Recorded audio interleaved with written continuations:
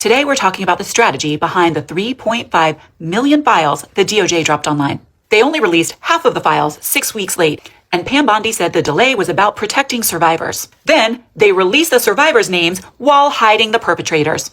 They want you to think it's incompetence. It isn't. This wasn't a mistake. It was strategy. And here's how it works. Intimidate witnesses. Obscure power behind process. Flood the public with horror and no roadmap to justice. Fragment outrage. Their plan is to let the clock tick so that time and silence finish the job. They want you to believe that this story has an ending. Because Epstein's dead, they offer a replacement villain. Enter Prince Andrew. Corporate media plays it on loop until outrage burns out, and along will come yet another distraction. A war, a crisis, quite possibly one manufactured at home. Here's the thing, Epstein wasn't the boss, he was the broker. He peddled access, money, protection, and leverage. But for who is the question? Those are the dots that they don't want you to connect. The same names keep surfacing across government, finance, academia, science, media, philanthropy. That's not a coincidence. Our institutions didn't fail. They did exactly what they were designed to do. Protect the system. So they flood the zone. Victims exposed, perpetrators hidden, and just a few expendable names sacrificed. Scapegoats are how all crime syndicates survive. If this were justice, we'd be tracing money, immunity deals, stalled investigations, and perpetrators, not publishing victims. They want a story that ends. Because if you saw the full picture, you'd see continuity. This system is not going to disappear by naming a few villains and moving on.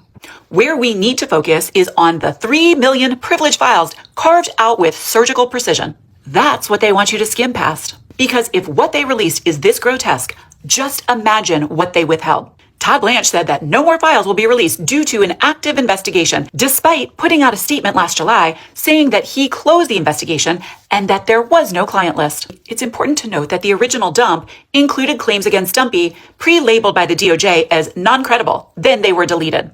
Why would you insist that claims are false if they were part of the original investigation? That wasn't an error. It was false symmetry by design. They sow the seeds of doubt so that everything that follows can be ignored. And they release just enough uncorroborated material that can be used to undermine all of the legitimate claims. And then use the DOJ to brand it as sensationalism and label anyone who believes it a conspiracy theorist. Division deepens and accountability collapses into noise. Because if everyone's guilty, no one's responsible. Control the DOJ, control the narrative. We are being governed by a mob syndicate. You don't need to take my word for it. Ask Thomas Massie. One of Kash Patel's staff threatened my staff with a criminal investigation if we didn't straighten up play ball.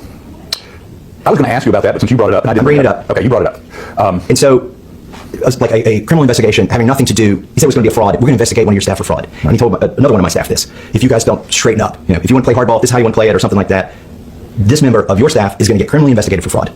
A very specific threat. This isn't about accountability. It's about administrative closure. Perpetrators weren't redacted for privacy. They were protected because this is an ongoing operation. And delay is the strategy. Normalize silence and let time erase urgency and call it closure. And all the while, the entire operation continues. These files explain why our government votes in bloc against our interests. Why, in the past year alone, the U.S. sent $7 billion in aid, backed by $21 billion in military assistance, and on top of it, Dumpy just sent $6.7 billion in arms over to Israel, while our own systems are crumbling. It's why no one challenges him, and why impeachment is off the table. This is about preserving institutional continuity.